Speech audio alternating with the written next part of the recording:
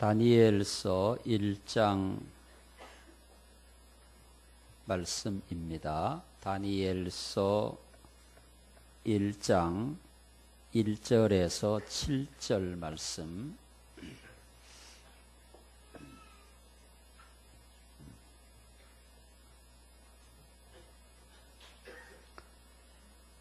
유다왕 여호야김이 다스린 지 3년이 되는 해에 바벨론 왕 느부갓네살이 예루살렘에 이르러 성을 에워쌌더니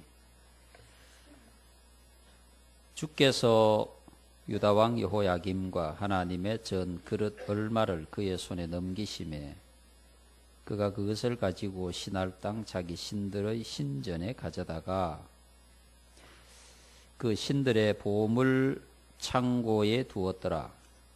왕이 환관장 아스브나스에게 말하여 이스라엘 자손 중에서 왕족과 귀족 몇 사람 곧 흠이 없고 용모가 아름다우며 모든 지혜를 통찰하며 지식에 통달하며 학문에 익숙하여 왕궁에 설만한 소년을 데려오게 하였고 그들에게 갈대아 사람의 학문과 언어를 가르치게 하였고 또 왕이 지정하여 그들에게 왕의 음식과 그가 마시는 포도주에서 날마다 쓸 것을 주어 3년을 기르게 하였으니 그 후에 그들은 왕 앞에 서게 될 것이더라. 그들 가운데는 유다 자손 중 곧 다니엘과 하나냐와 미사엘과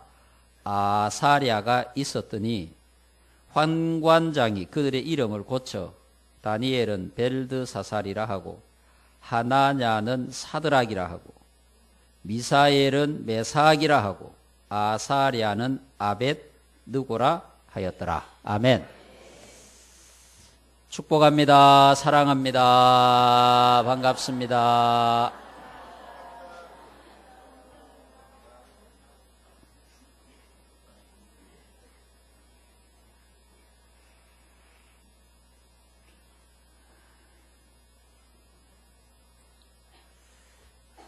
사람들이 열심으로 또 열정적으로 신앙생활을 하는 사람들을 보면 이렇게 얘기를 합니다. 꼭 그렇게까지 믿어야 하느냐? 적당하게 하면 안 되냐? 먹을 것 좀 먹고 갈 때도 좀 가고 빠질만 하면 빠지고 만날 사람 있으면 만나고 하나님도 이해하시지 않겠냐? 그렇게 믿지 뭘 그렇게 빡빡하게 꼭 그렇게 믿어야 하냐? 여러분 이런 얘기를 한 번이라도 들어보셨습니까? 여러분은 정말 훌륭한 신앙인입니다. 왠지 나보고는 그런 얘기를 하는 사람이 아무도 없다. 저는 이미 그런 사람은 이미 적당하게 믿고 있는 것입니다. 여러분 꼭 그렇게 해야 되느냐? 꼭 그렇게 믿어야 되느냐? 질문을 하면 답은 하나입니다. 예, 꼭 그렇게 믿어야 합니다. 꼭 그렇게 신앙생활을 해야 합니다. 여러분 신앙은 적당하게가 없습니다. 신앙은 반반이 없는 겁니다. 내가 타협하는 순간 이미 나는 100% 하나님의 사람이 아닌 겁니다. 반반은 있을 수가 없어요. 하나님이 내 마음에 반이 계시고 세상이 반이 있고 없습니다. 하나님이 들어오시면 내 마음은 하나님으로 가득 차 있는 것이고 세상이 내 마음에 들어와 있으면 내 마음은 세상으로 가득 차 있는 것입니다. 여러분들의 마음에 하나님이 가득 차 계시기를 축복합니다. 요한계시록 3장 14절에서 22절에 보시면은 라오디게아 교회에 대한 말씀이 나옵니다. 요한복음 3장 14절부터 쭉 라오디게아 교회에 대한 말씀이 나오는데 15절에 이렇게 말씀하고 있어요. 내가 내 행위를 아노니 내가 차지도 아니하고 뜨겁지도 아니하도다. 네가 차든지 뜨겁든지 하기를 원하노라. 내가 이같이 미지근하여 뜨겁지도 아니하고 차지도 아니하니 내 입에서 너를 토하여 버리리라. 여러분, 현대 그리스도인들은 100% 하나님의 사람으로 살기를 원치 않습니다.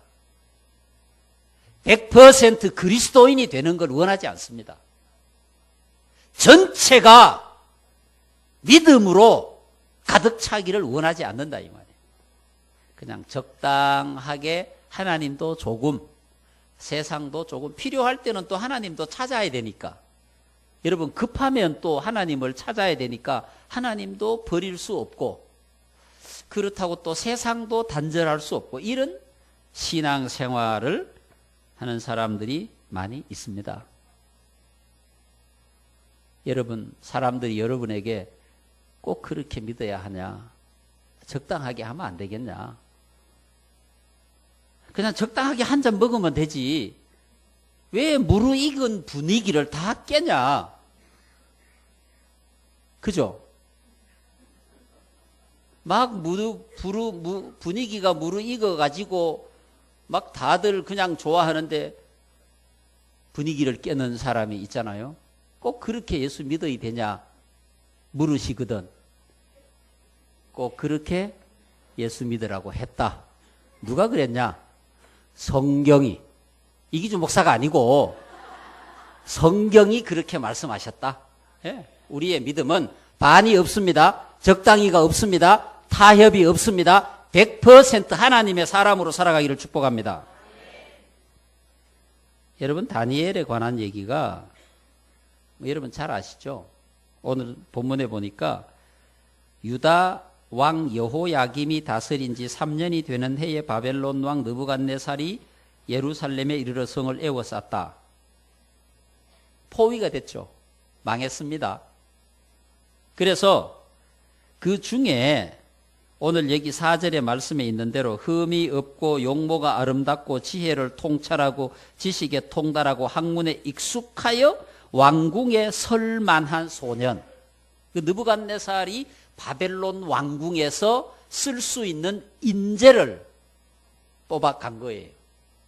거기에 뽑힌 사람이 오늘 성경에 있는 대로 다니엘과 하나냐와 미사엘과 아사랴 4명입니다.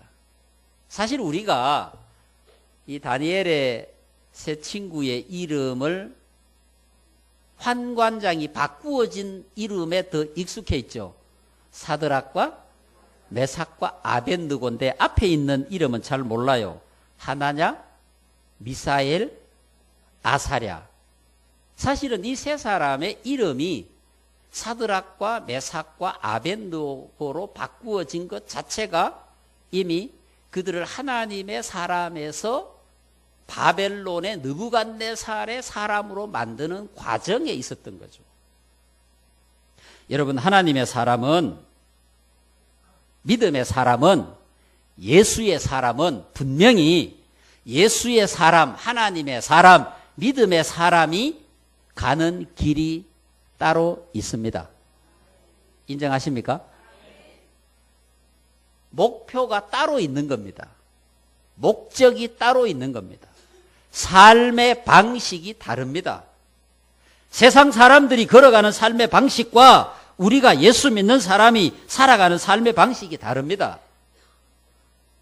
느부갓네살 왕이 이들을 데리고 가서 조처를 취한 게 뭡니까? 일단 격리를 시키잖아요. 유대에서 데리고 가는 거예요. 데리고 가서 그들의 이름을 바꿔버립니다. 먹는 음식을 바꿔버립니다. 그들의 학문을 바꿔버립니다. 말을 바꿔버립니다.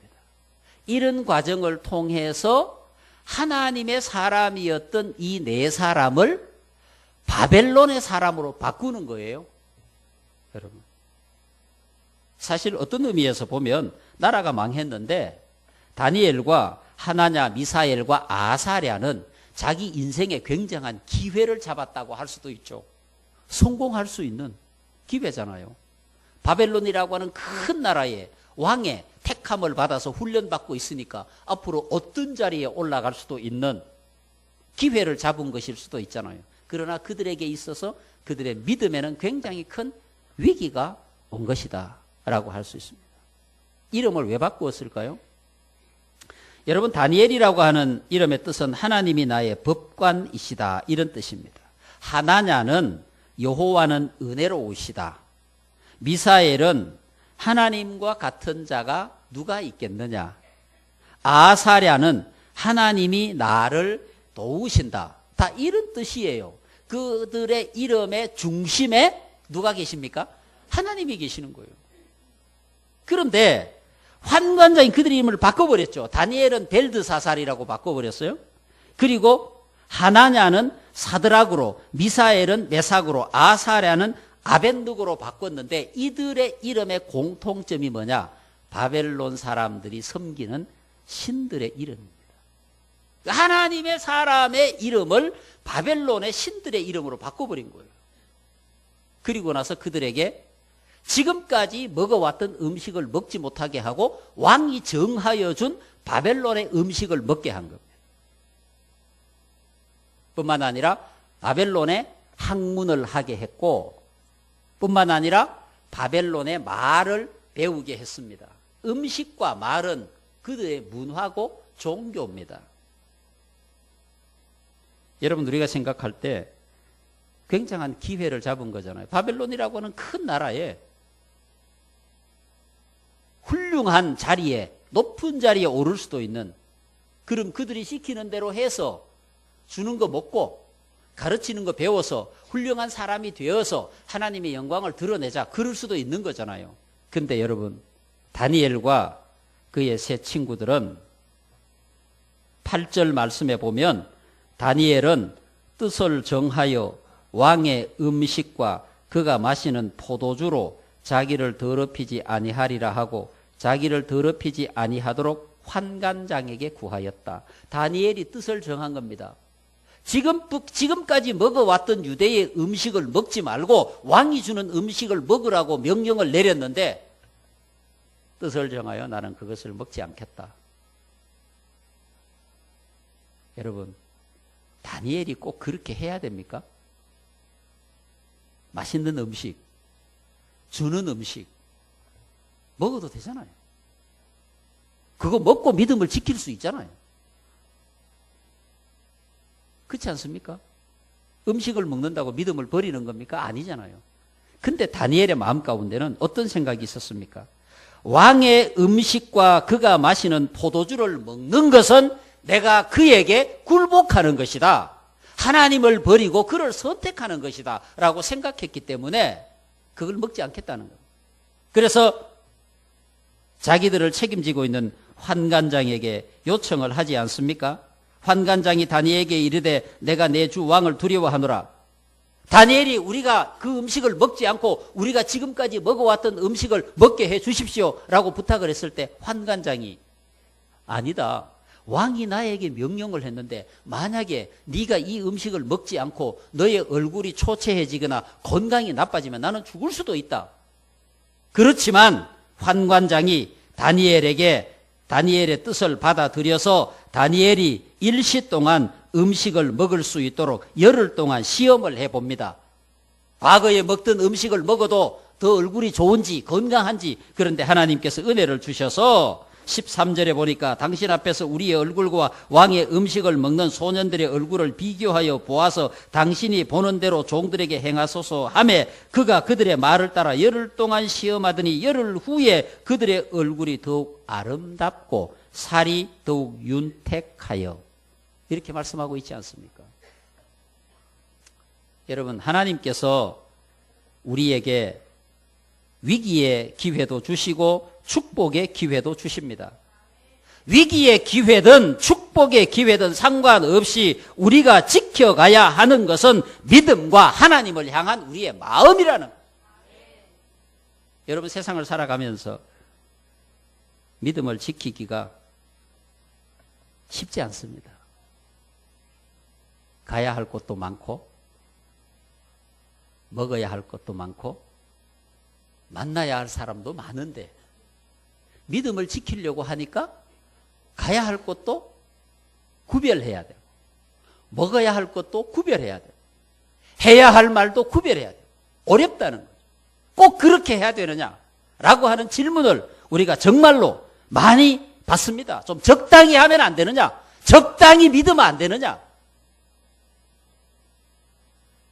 여러분, 결론은 신앙은 적당히가 없습니다. 신앙은 반반이 없습니다.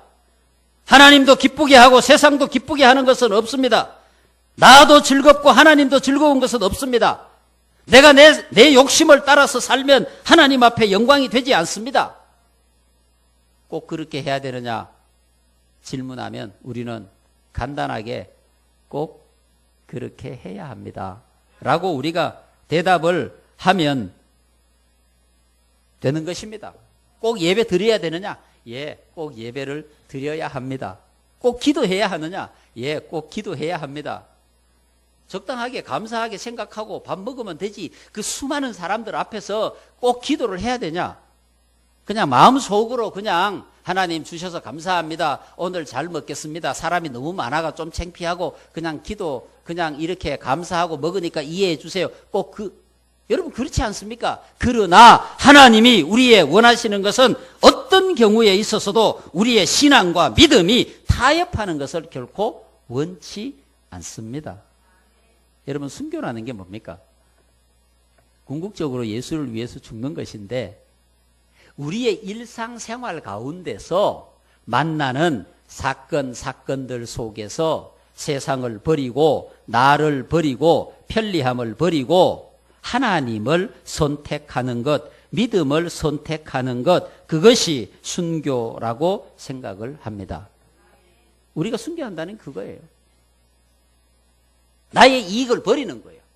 나의 주장을 버리는 거예요. 여러분, 아브라함이 본토와 친척과 아비 집을 버리고 하나님의 말씀대로 떠났잖아요. 이게 순교 신앙입니다. 이게 순교 신앙이에요. 여러분이 하나님의 영광을 위해서 여러분의 편리함을 버렸다면 여러분은 순교 신앙으로 살고 있는 것입니다. 여러분이 하나님의 영광을 위하여 여러분의 주장을 내려놓았다면 여러분들은 순교 신앙으로 이미 살고 있는 것입니다. 하나님의 영광을 위해서 여러분의 믿음을 지키기 위해서 시어머니에게 당당하게 할 말을 다 할 수 있지만 참았다면 여러분은 순교 신앙으로 살고 있는 겁니다.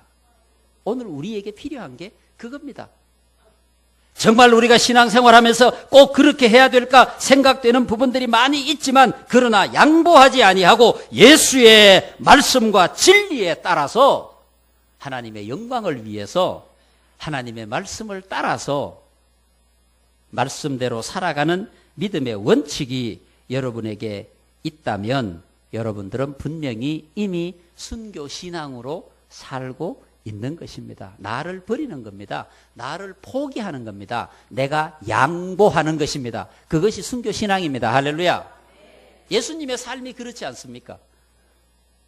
양보하시고 희생하시고 결국에는 십자가에 죽으셨잖아요. 오늘 우리가 세상을 살아가며 만나는 많은 사건들 속에서 순교 신앙이라고 하는 것은 그겁니다. 근데 여러분, 오늘 우리 한국 교회가 세속화되고 타락하고 선교신앙을 잃어버렸습니다. 너무 많이 타협버렸어요. 세상과. 세상 속에 너무 많이 들어가 있어요. 거룩한 백성으로 하나님 나라의 영광을 지키지 못한다 이 말입니다. 하나님의 백성과 세상 사람들이 가는 길이 다른데, 방식이 다른데 똑같다 이 말입니다. 예배당에 와서 예배 드린다고 예수 믿는 사람이 아니지 않습니까? 예배당에 와서 예배 드리고 세상에 나가서 살아갈 때도 하나님 앞에 예배 드리는 것과 똑같이 믿음을 지키고 살아갈 때 하나님께서는 그를 하나님의 거룩한 백성으로 인정하시고 다니엘과 그의 세 친구들처럼 하나님이 기뻐하시는 하나님의 백성이 될 줄로 믿습니다. 하나님께서는 믿음을 지키는 그들과 항상 함께 계셨습니다. 다니엘서 2장 이후의 말씀을 읽어보면 그들에게 굉장한 위기가 닥칩니다. 죽을 고비가 닥쳐옵니다. 그러나 다니엘과 그의 세 친구들은 믿음을 지키지 않습니까? 그 위기가 하나님의 영광을 드러내는 기회가 됩니다. 오늘 여러분들에게도 동일합니다. 여러분 삶의 신앙으로 인하여 위기가 온다면은 두려워하지 마십시오. 그 신앙의 위기가 여러분들을 통하여서 하나님의 영광이 드러날 수 있는 기회가 됩니다. 왜 우리가 그걸 모르겠습니까?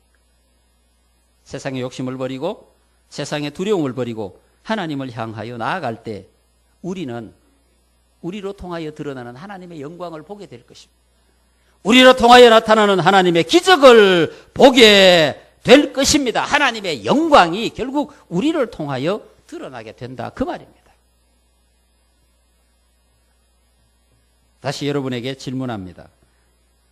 인생의 여러 가지 삶의 현장에서 여러분이 세상 사람들로부터 질문을 받습니다. 꼭 그렇게 예수 믿어야 하냐? 적당하게 하면 안 되겠냐?